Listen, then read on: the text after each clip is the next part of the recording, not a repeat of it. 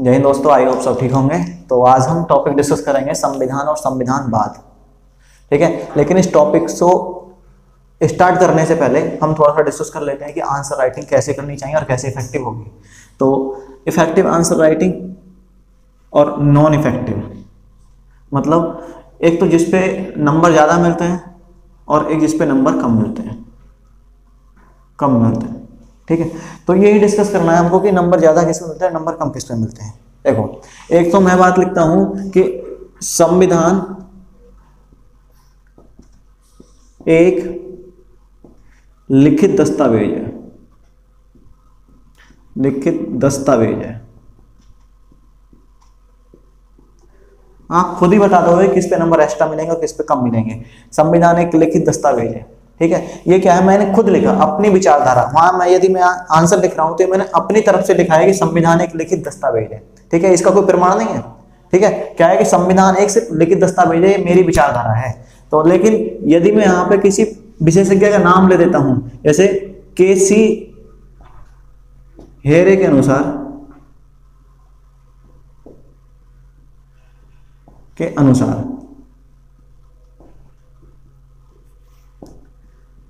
संविधान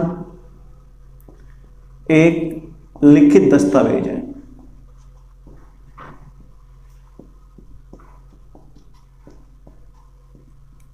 इन दोनों में क्या अंतर हो गया? इन दोनों में अंतर ये हो गया कि यहाँ पे सिर्फ मैं बात कर रहा हूं और यहाँ पे क्या, मैंने किसी विशेषज्ञ का नाम लेके और तब मैंने बात की है। तो इस बात में क्या होता है, ऑथेंटिकेशन आता है, वजन आता है। जैसे आप अपना फोटो देखा होगे, जब फोटो पेपर पर लगाते हो तो क्या होता है उस पर कि सेल्फ अटेस्टेड होना चाहिए। सेल्फ अटेस्टेड का मतलब है कि ये फोटो मैंने लगाया है। तो यहाँ पे ऐसे मैंने इस परिभाषा को क्या कर दिया, केसी हेरे के अनुसार क्या कर दिया, सेल्फ अटेस्टेड कर दिया कि परिभाषा उन्होंने दी है। इसमें मेरा कोई हाथ नहीं है, मैंने कुछ नहीं लिखा है, सिर्फ मैंने पढ़ाया और वहां पे ये लिख दिया कि संविधान एक लिखित दस्तावेज है। तो इस पे नंबर, यदि इस पे 1 नंबर दे रहा है तो इस पर कम से कम 1.5 तो देगा ही, आधा नंबर आपका बढ़ ही जाएगा कहीं ना कहीं। तो हमेशा ये पॉलिटी में पढ़ेंगे तो हम दो चीज लेके चलेंगे, या तो किसी विशेषज्ञ का नाम लेंगे, कोई परिभाषा देंगे तो किसी विशेषज्ञ का नाम करेंगे। यदि किसी हम जो विवादास्पद चीजों पे बात करेंगे, जिन चीजों पर विवाद है उस पर बात करेंगे, तो हमेशा जब मैं पढ़ाऊंगा तो आपको सर्वोच्च न्यायालय के केस बताऊंगा, सर्वोच्च न्यायालय के केस में डिस्कस करूंगा। क्योंकि किसी भी विवादास्पद बात पे हम खुद नहीं लिख सकते हैं। यदि हम खुद लिखेंगे तो एग्जामिनर समझ जाएगा कि इसने अच्छे से पढ़ाई नहीं की है, सिर्फ ऊपर ऊपर से कहीं से सुना है और यहाँ के बात लिख दी है। यूपीएससी में कुछ स्टूडेंट ऐसे होते हैं कि बातें सिर्फ सुनी होती हैं, टॉपिक में लिख देते हैं, तो एग्जामिनर समझ जाता है। यदि आप किसी विशेषज्ञ का नाम दोगे तो समझ जाएगा कि बच्चे ने डीप स्टडी किया, तब जाके यहाँ पे लिखा है। यदि कोई विवादास्पद पे बात कर रहा है, जैसे अनुच्छेद 14 पे बात कर रहा हूं, तो मुझे लिली थॉमस केस 2013, यदि मैं इसको डिस्कस नहीं करूंगा, यार मैंने अनुच्छेद 14 सीधा लिख दिया कि ये समता का अधिकार होता है। समता, अनुच्छेद 14 मैंने लिख दिया कि समता का अधिकार, लेकिन मैंने लिली थॉमस केस के बारे में लिखा नहीं। ठीक है, तो उससे क्या होगा, हमें पता चल जाएगा, हमें खुद ही एनालाइज होगा कि भाई ये चीजें गलत है, ऐसे नहीं होता है। ठीक है, जब तक आप किसी केस का नाम नहीं दोगे या फिर किसी विशेषज्ञ का नाम नहीं दोगे, तब तक ज्यादा नंबर नहीं मिलेंगे। ज्यादा नंबर लाने का सिर्फ यही तरीका है। काफी इंटरव्यू आप देखोगे टॉपर्स के, तो टॉपर्स यही बताते हैं कि जब आप डेफिनेशन लिख रहे हो तो वहां पे किसी विशेषज्ञ का नाम होना चाहिए या फिर किसी को कोट करना आवश्यक है। हमेशा बोलते हैं किसी को कोट कर देना चाहिए। तो कोट करने के लिए जैसे केसी हेरे का नाम मैंने लिया, ऐसे ही कोट करना चाहिए। अब देखो, अब बात करते हैं संविधान और संविधानवाद, दोनों पे डिस्कस करेंगे, बहुत अच्छे से डिस्कस करेंगे। लेकिन जब तक मैं ये डिस्कस करता हूं, आप चैनल को सब्सक्राइब कर देना, वीडियो को लाइक कर देना। यदि कोई आपका फ्रेंड है जो तैयारी कर रहा है यूपीएससी की, उसको ये शेयर कर देना। या कोई स्टेट पीसीएस की तैयारी कर रहा है या कोई एसआई वगैरह बी ग्रेड की तैयारी कर रहा है, तो उसको ये वीडियो शेयर कर देना, क्योंकि दोनों टर्म बहुत ही इंपॉर्टेंट है। पहले बात करते हैं संविधान। संविधान क्या है? जब संविधान में हम डिस्कस करेंगे तो हम सीधा बोलेंगे कि केसी हेरे के अनुसार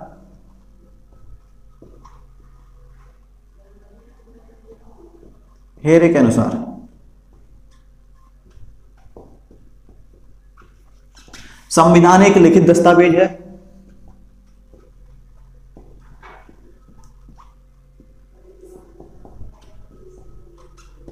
लिखित दस्तावेज है जिसमें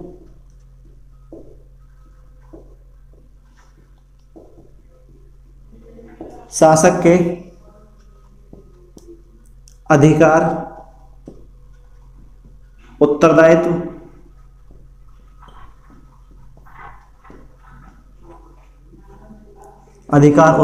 तथा नागरिक के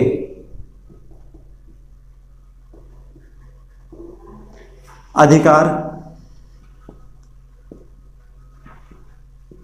व उत्तरदायित्व, अधिकार व कर्तव्य लिख देते हैं, कर्तव्य आदि की व्याख्या करता है।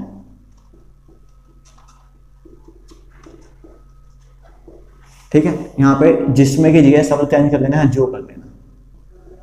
ठीक है, संविधान एक लिखित दस्तावेज है जो शासक के अधिकार, उत्तरदायित्व तथा नागरिक के अधिकार व कर्तव्यों की व्याख्या करता है। संविधान हमारा एक किताब है, जैसे कि एक साइंस की बुक ले लो आप, तो उसमें क्या है, साइंस के बारे में लिखा होगा, फिजिक्स, केमिस्ट्री, बायोलॉजी के बारे में लिखा होगा। उसी तरह से एक संविधान एक किताब है, लिखित दस्तावेज है, जिसमें शासक के अधिकार हैं, उत्तरदायित्व हैं, और जो नागरिक है वहां पे जिसके ऊपर ये कोई बंदा शासन कर रहा है, उसके अधिकार और कर्तव्य, इनकी व्याख्या करता है पूरा वो दस्तावेज। ठीक है, उसमें ये चीजें लिखी होती हैं। ठीक है, अगली चीजें, ये की पॉइंट है, ये अंडरलाइन कर लेना। ठीक है, ये की पॉइंट है। उसके बाद हम बात करते हैं संविधानवाद। ठीक है, संविधानवाद बहुत ही इंपॉर्टेंट टर्म है, संविधानवाद। तो वाद का मतलब हमेशा ध्यान रखना है, कोई विचारधारा, जिस शब्द के पीछे ये लग जाता है वाद, उसका मतलब होता है कोई विचारधारा होगी कि संविधान की विचारधारा क्या है, उद्देश्य क्या है, ऑब्जेक्टिव क्या है, ठीक है, इसका मूल्य क्या है, आदि इसके शब्द होते हैं ये। ठीक है, ये शब्द है विचारधारा, उद्देश्य है, मूल्य, ठीक है, दृष्टिकोण। ठीक है, ये शब्द इसके होते हैं। सब क्या होते हैं कि संविधान की विचारधारा क्या है, उद्देश्य क्या है, मूल्य क्या है, फिर संविधान का दृष्टिकोण क्या है। ठीक है, तो यदि हमें किसी व्यक्ति का विचारधारा जाननी है, उद्देश्य जानना है या फिर मूल्य जानना है, आप बताइए कि यदि किसी व्यक्ति के ये चारों चीज जानने हैं या फिर उस व्यक्ति के बारे में जानना है, तो हमें क्या पता होना चाहिए, व्यक्ति के कार्य पता होना चाहिए कि आदमी काम क्या कर रहा है। यदि हमें काम पता है तो हम उसकी विचारधारा, उद्देश्य, मूल्य ये बता सकते हैं। सिंपल सी चीज है। तो हम जान लेते हैं कि संविधान के कार्य क्या है, और वहीं से हम संविधानवाद निकालेंगे, संविधानवाद की डेफिनेशन निकालेंगे, और फिर वहां एक विशेषज्ञ को कोट करेंगे और संविधानवाद की हम डेफिनेशन लिख देंगे। ठीक है, तो मेंस के आंसर राइटिंग में बहुत जरूरी है कि किसी विशेषज्ञ को हम कोट करें। लेकिन इसके कार्य स्टार्ट करने से पहले मैं चैनल के बारे में थोड़ा सा बता देता हूं। मेरे चैनल में जब आप कम्युनिटी टैब में जाओगे, कम्युनिटी टैब में जाओगे तो वहां पे रोज प्रीलिम्स के 5 क्वेश्चन, प्री के रोज आपको 5 क्वेश्चन मिलेंगे। आज जाके देखो तो आज भी उसमें पड़े हुए हैं, रोज 5 क्वेश्चन देखोगे और उनके मैं नेक्स्ट डे सॉल्यूशन डालूंगा विद एक्सप्लेनेशन। ठीक है, विद एक्सप्लेनेशन में उसके सॉल्यूशन डालूंगा। तो जो बंदे 2023 की तैयारी कर रहे हैं वो भी अब जनवरी से या फरवरी से प्री ओरिएंटेड ही हो जाएंगे। उसी तरीके से मैंने अपने यहाँ पे चैनल पे स्टार्ट कर दिया है रोज के 5 क्वेश्चन। और जो 2024 या 25 वाले हैं वो तो मेरे साथ रहेंगे ही। ठीक है, तो ये मैंने 5 क्वेश्चन रोज प्री के डालता हूँ, तो वहां जाके उसके आंसर देने हैं और उनको शेयर करना है। और यदि आप कंटिन्यू फॉलो करोगे तो आपको उस टाइम पे मॉक टेस्ट बहुत कम लगाने पड़ेंगे। यदि आप 24 वाले हो या फिर आप 25 वाले हो तो उस टाइम तक आपका माइंड जो होगा वो प्री ओरिएंटेड एकदम सेट हो जाएगा रोज के 5 क्वेश्चन करने से। यहाँ पे 5 क्वेश्चन में आपके पॉलिटी, हिस्ट्री, ज्योग्राफी, इकोनॉमी सब कुछ कवर कर दूंगा। ठीक है, रोज 5 क्वेश्चन मिक्स डाले जाएंगे। ठीक है, अब बात कर देते हैं कि संविधान के कार्य क्या होते हैं। तो संविधान के कार्य डिस्कस करेंगे। यदि कोई एनसीईआरटी नहीं पढ़ रहा है पॉलिटी की, यदि मेरे चैनल को फॉलो करेगा तो एनसीईआरटी पढ़ने की आवश्यकता नहीं है, क्योंकि मैं एनसीईआरटी मिक्स करके पढ़ाऊंगा। क्योंकि मेरा पढ़ाने का तरीका यही है कि एनसीईआरटी प्लस क्लास नोट्स, मैं विजन से पढ़ा हुआ हूँ, प्लस क्लास नोट्स, उसके बाद मैं लक्ष्मीकांत पढ़ी हुई है तो प्लस लक्ष्मीकांत, सबका निचोड़ आपके लिए लेके आऊंगा। उसके बाद चीजों को मैं एक्सप्लेन करूंगा। ठीक है, तो संविधान के कार्य है। संविधान का पहला कार्य होता है समाज में न्यूनतम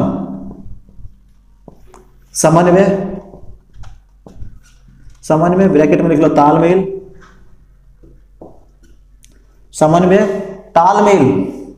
एवं विश्वास स्थापित करना, स्थापित करना। संविधान का पहला काम क्या होता है कि समाज में न्यूनतम समन्वय, तालमेल या विश्वास स्थापित करना। भाई इसकी आवश्यकता क्यों है?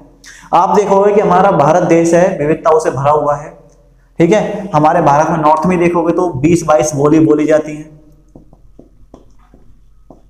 उसके बाद आप देखोगे हिंदू है, मुस्लिम है, सिख है, ईसाई है, काफी चीजें हैं, धर्म भी हमारे अलग अलग है। आप देखोगे तो जैसे आप ईस्टर्न यूपी और वेस्टर्न यूपी को अलग करते हो तो वहां पे विचारधारा चेंज हो जाती है। तो इन लोगों के बीच यदि समन्वय नहीं होगा तो हम कानून को स्थापित नहीं कर सकते हैं, कानून के शासन को स्थापित नहीं कर सकते हैं, ठीक है। तो क्या होता है कि हमारा भारत देश है, विविधताओं से भरा हुआ है, इसलिए संविधान का सबसे पहला काम क्या होता है कि लोगों के बीच कम से कम समन्वय, कम से कम मतलब जिससे कि लड़ाई झगड़े दंगे फसाद ना हो। कम से कम का मतलब यही है कि न्यूनतम का मतलब क्या है कि कम से कम क्या होना चाहिए कि दंगे रुक जाएं, लड़ाई रुक जाए, फसाद रुक जाए, ये सब चीजें रुक जानी चाहिए। उसके बाद विश्वास स्थापित हो कि भाई हमें संविधान के हिसाब से चलना चाहिए, संविधान हमारे साथ गलत नहीं होने देगा, ये विश्वास होना चाहिए। आप किसी चीज को क्यों एक्सेप्ट करोगे? जब आपको विश्वास होगा कि हमारे साथ गलत नहीं होगा, उस टाइम पर आप सोचोगे कि भाई हाँ ये चीजें ठीक हैं, ठीक है। इसी तरह से आप मेरे चैनल को देखना, आप चैनल को विश्वास दिलाता हूं कि आपके लिए बेस्ट टू बेस्ट कंटेंट यहाँ पे मिलेगा। हो सकता है जहां आपको 1 लाख या 2 लाख रुपए देने के बाद में कंटेंट आपको नहीं मिलेगा, वो कंटेंट यहाँ आपको प्योर मिलेगा एकदम। तो हम देखते हैं कि कार्य क्या, पहला कार्य क्या हो गया, समाज के न्यूनतम समन्वय, तालमेल एवं विश्वास स्थापित करना। दूसरा कार्य क्या हो गया इसका, संविधान का सेकंड कार्य होता है, जब उन्होंने क्या बोला कि समन्वय हो गया, तालमेल हो गया, तो अब क्या समाज में निर्णय कौन लेगा? जब तालमेल हो गया, तालमेल मिल गया, सब बराबर हो गए, तो इसमें निर्णय कौन लेगा? भाई जैसे एक गांव है, मैं गांव के हिसाब से लेता हूं एग्जाम्पल, एक गांव है और गांव में आपने क्या बोला कि समन्वय बना लिया, हिंदू मुस्लिम सिख ईसाई, और जो हिंदी बोलते हैं हिंदी, इंग्लिश बोलते हैं इंग्लिश, जो फारसी बोलते हैं, जो भी भाषाएं हैं सब अब आराम से रह रहे हैं, तालमेल मिल चुका है। तो क्या करेंगे आप कि भाई कौन निर्णय कौन लेगा? जब सब बराबर हैं, तालमेल मिल गया है, तो ये तो है नहीं कि सब निर्णय लेंगे, तो कौन निर्णय लेगा? तो उस बंदे को कौन निर्णय लेगा? हमने यहां बोल दिया सरपंच, सरपंच चुना। यहां पे निर्णय लेने की शक्ति की देना, निर्णय लेने की शक्ति प्रदान करना, प्रदान करना संविधान का भी कार्य है। क्या है? निर्णय लेने की शक्ति प्रदान करना भी संविधान का कार्य है। और संविधान ने किसको दी हुई है? संसद, ठीक है। जैसे यहां सरपंच है, वैसे यदि हम किसी देश के लिए लेके चलते हैं तो संसद होती है, इसमें कार्यपालिका होगी, विधायिका होगी और न्यायपालिका होगी, ठीक है। अगली चीज, तीसरा कार्य क्या होता है? जो हमने संसद को बना दिया, सरपंच को बना दिया, भाई ये निर्णय लेगा, कानून बनाएगा, जिसके हिसाब से पूरा शासन हमारा चलेगा। लेकिन क्या हुआ, ये शोषण भी कर सकता है। हो सकता है कि हमारे जो बहुसंख्यक हैं उनको फायदा मिले या फिर अल्पसंख्यक को फायदा मिले, ठीक है। हो सकता है यहाँ कानून का शासन ना हो के व्यक्ति का शासन हो जाए। नेक्स्ट वीडियो में आपको समझाऊंगा कानून का शासन क्या होता है और व्यक्ति का शासन क्या होता है। तो यहाँ पे देखते हैं कि यदि हमने सरपंच बना दिया रामलाल को हमने सरपंच बना दिया, लेकिन रामलाल क्या कर रहा है कि जो कानून बना रहा है ना, वो बहुसंख्यक के आधार पर कानून बना रहा है या फिर अल्पसंख्यक के आधार पर कानून बना रहा है। मतलब कानून से कुछ लोगों को फायदा हो रहा है, कुछ लोगों को नुकसान हो रहा है, ठीक है। तो कानून पे कुछ सीमाएं होनी चाहिए। क्या होनी चाहिए? कानून पे कुछ सीमाएं होनी चाहिए, ठीक है। युक्त प्रबंध होने चाहिए। जैसा यदि हम यूपीएससी की दृष्टि शब्द लेते हैं तो यहाँ कहता है युक्त प्रबंध होने चाहिए। तो सीमाएं होनी चाहिए, और सीमाएं ऐसी होनी चाहिए कि जिनका उल्लंघन हमारा रामलाल भी नहीं कर पाए। ऐसी सीमाएं होनी चाहिए जिनका उल्लंघन हमारा रामलाल भी नहीं कर पाए। जैसे कि हमारे क्या होते हैं इसमें अधिकार, ठीक है। जैसे हमारे मौलिक अधिकार का कभी उल्लंघन हमारी संसद नहीं कर सकती है, ठीक है। यदि संसद करती है उल्लंघन तो हमारा जो न्यायपालिका होती है, सर्वोच्च न्यायालय होता है, वो उसकी समीक्षा करता है और उस कानून को निरस्त कर देता है। मतलब कानून को सुसंगत नहीं बता के असंगत बताता है और कानून को समाप्त कर देता है। तो तीसरा काम क्या हो गया? कानून पर सीमाएं लगाना,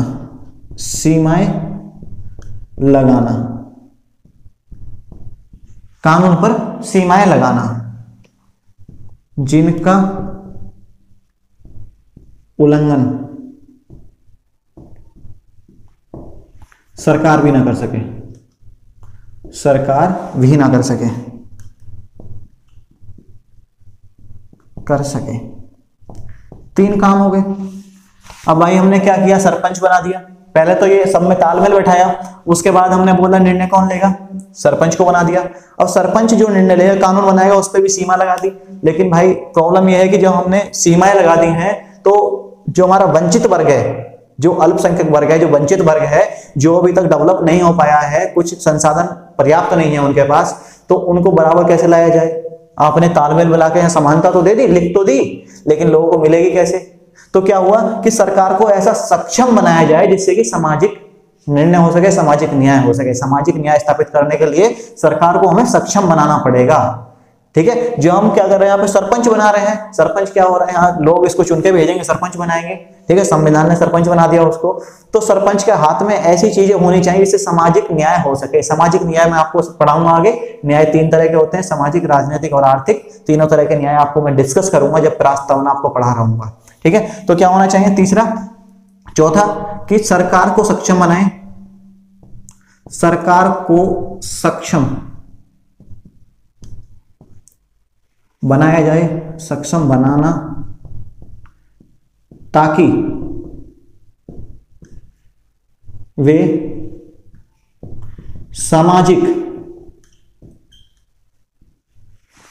सामाजिक न्याय दिला सके, प्रदान करा सके या दिला सके, प्रदान कर पाए। चारों चीजें यहां पे हमने लिख दिया है। क्या पहला काम क्या था, तालमेल बनाना, विश्वास बनाना। दूसरा क्या था कि निर्णय लेने की शक्ति कौन लेगा, ये बताना भी संविधान का काम है।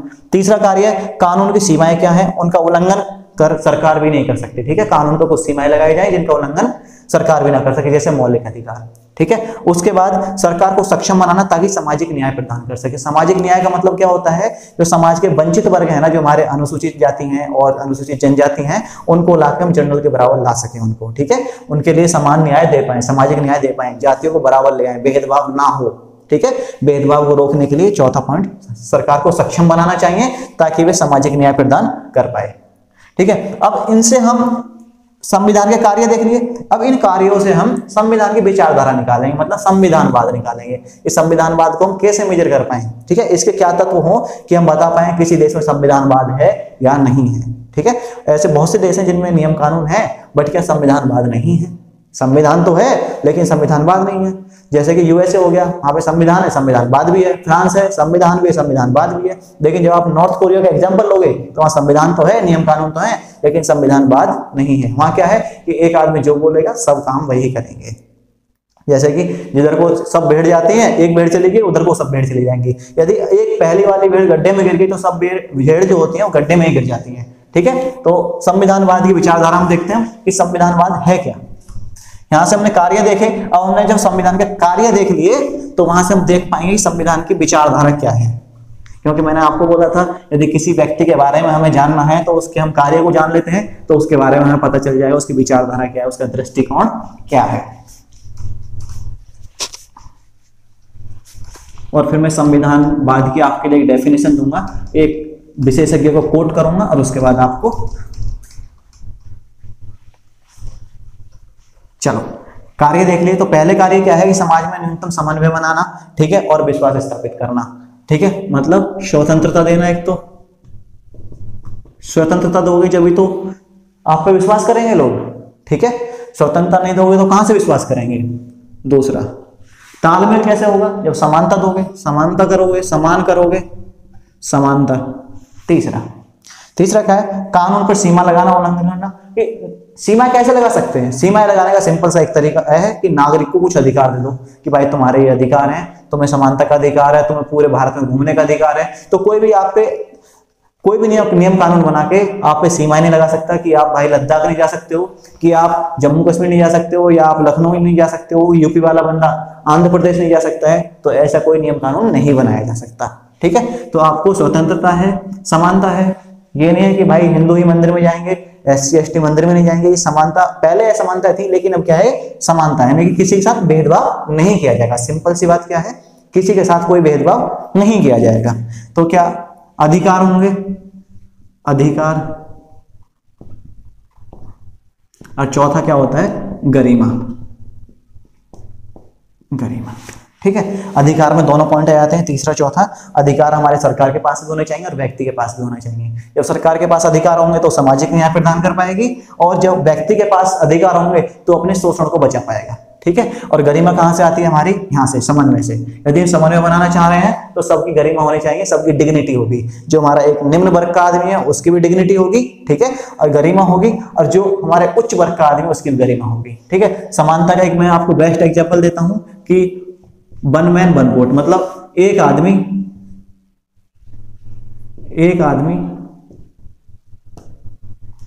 और एक वोट। एक आदमी को एक ही वोट डालने का अधिकार है, चाहे वो पीएम हो, सीएम हो, या अंबानी हो, या फिर हमारा गरीब आदमी कोई भी हो। ठीक है, या हमारे कोई गांव का बंदा हो, या फिर हमारा अंबानी हो, कोई भी हो, उसके लिए सिर्फ और सिर्फ एक वोट देने का अधिकार है। ठीक है, यहां तक हमने समझा। और स्वतंत्रता क्या है? स्वतंत्रता का मतलब क्या है? कोई आपसे ये नहीं बोलेगा कि भाई आज ये कपड़े पहनने हैं, आज ये कपड़े पहनने हैं, आपको हेयर कट बस 10 तरीका का लेना है। जैसे नॉर्थ कोरिया में है कि कुछ तरीके फिक्स हैं कि आप हेयर कट उसी तरीके के ले सकते हो, लेकिन इंडिया में ऐसा कुछ नहीं है। तो स्वतंत्रता क्या है कि आपको भाई अपनी तरह से रहने का अधिकार है, कोई प्रॉब्लम नहीं है, आप जैसा चाहो वैसे रह सकते हो। लेकिन जब आपने सोचा भाई यहाँ प्रदीप भाई ने पढ़ा दिया है कि स्वतंत्रता, तो मैं डंडा लेके सड़क पे घुमाऊंगा।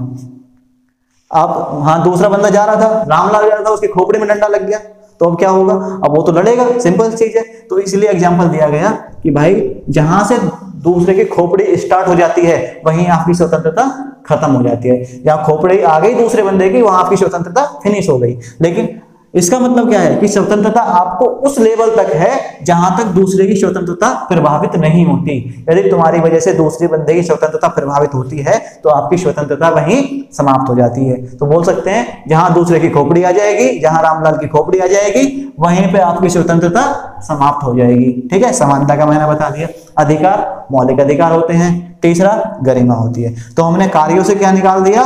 संविधानवाद की विचारधारा। ठीक है, यहां से मैं आपको एक पॉइंट और बताऊंगा। संविधानवाद की परिभाषा जो हमारे विशेषज्ञ हैं राजनीति के, उन्होंने परिभाषा दी है, केसी हेरे। ठीक है, तो उनके हिसाब से मैं संविधानवाद की आपको परिभाषा दिखा देता हूं।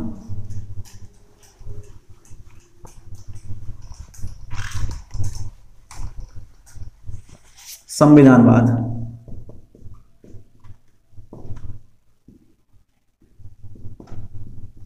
किसके अनुसार है? केसी हेरे के अनुसार।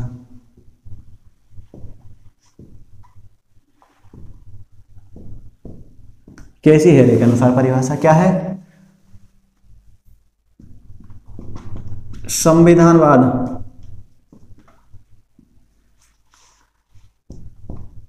सरकार के अधिकारों की व्याख्या तो करता है, परंतु साथ में उन पर संस्थागत प्रतिबंध भी लगाता है। प्रतिबंध भी लगाता है।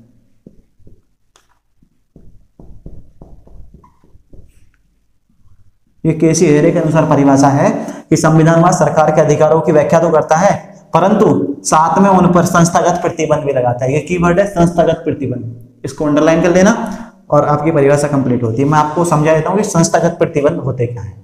जब हमने पहला कार्य पढ़ा था तालमेल, और दूसरा क्या पढ़ा था कि भाई निर्णय कौन लेगा? हमने बताया संसद लेगी। तो संसद ने कानून बनाया, संसद ने कानून बना दिया। ऐसा तो है नहीं कानून बनाएगा सभी के हित होगा, कुछ लोगों को हानि पहुंचेगी, कुछ को लाभ होगा। तो यदि ऐसा नहीं है कि सब लोगों के पक्ष में नहीं है, तब क्या करेंगे? तो संसद में कुछ संस्थाएं होंगी वो कंट्रोल करेंगी, जैसे न्यायपालिका, न्यायपालिका और आपका निर्वाचन आयोग, निर्वाचन आयोग। तीसरा कैग मान लो, महाधिवक्ता, महाधिवक्ता आदि संस्थाएं हैं जो हमारी संसद पे प्रतिबंध लगाती हैं। सबसे पहले हम देख रहे हैं न्यायपालिका क्या है। देखो, जैसे कोई कानून बनाया, हम मान लेते हैं जैसे किसानों पे जो किसान लॉ आया था, किसान नियम जो आए थे, जिसके ऊपर काफी विवाद चला था और बाद में सरकार को वापस लेने पड़े, तो क्या हुआ कि भाई कुछ नियम बनाए गए थे पहले और फिर जनता के सामने लाए गए। उसके बाद क्या हुआ कि जनता को वो सही नहीं लगे। ठीक है, मैं आपको दो टर्म अगली वीडियो में बताऊंगा, एक होता है वैधानिकता, एक होता है वैधता, दोनों में अंतर क्या है। ठीक है, तो क्या हुआ, जब नियम जनता को सही नहीं लगे तो न्यायपालिका ने उसमें हस्तक्षेप किया, न्यायपालिका ने उसको असंगत बता दिया, खत्म हो गई। तो क्या होता है, जब कोई नियम, जब कोई बॉडी कानून बनाती है तो उस पर कोई कंट्रोल लगाया जाता है। यदि आप सीमा नहीं लगाओगे तो एक वर्ग का अच्छा होगा, दूसरे वर्ग का बुरा होगा। मतलब एक वर्ग उसका मतलब लाभ लेगा और दूसरे को क्या होगी, शोषण होगा, प्रॉब्लम होगी। तो इसी तरह से न्यायालय होता है कि संसद को कंट्रोल करता है न्यायालय। संसद ने कोई कानून बनाया, वो असंगत पाया गया संविधान के, तो न्यायपालिका ने उसको क्या कर दिया, समाप्त कर दिया। अगली चीज, संसद में क्या होता है, कानून कौन बनाएगा, विधायिका, लागू कौन करेगा, कार्यपालिका। उनका क्या होता है, निर्वाचन होता है। यदि निर्वाचन आयोग आपका स्वतंत्र होगा तो जो चुनाव होगा वो अच्छे से होगा। क्या क्या होता है, कंट्रोल एंड ऑडिटर जनरल, इसका काम क्या होता है कि जो सरकार पैसा खर्च करती है उसका ऑडिट करना। यदि ये ऑडिट सही से करेगी तो सरकार को रहेगा कि यदि हम गलत पैसा खर्च करेंगे और कोई नीति बनाएंगे तो क्या होगा, वहां पे हमारा क्या है, उसका ऑडिट करेगा। ठीक है, अगली चीज महाधिवक्ता। ठीक है, उसी तरह से ये संस्थाएं हैं सब, ये संसद पे मतलब पूरे सरकार पे क्या करते हैं, कंट्रोल करते हैं, सीमित करते हैं उसको, ताकि वो किसी एक वर्ग का शोषण नहीं कर पाए। मतलब जो हमारा कानून का शासन है, कानून का शासन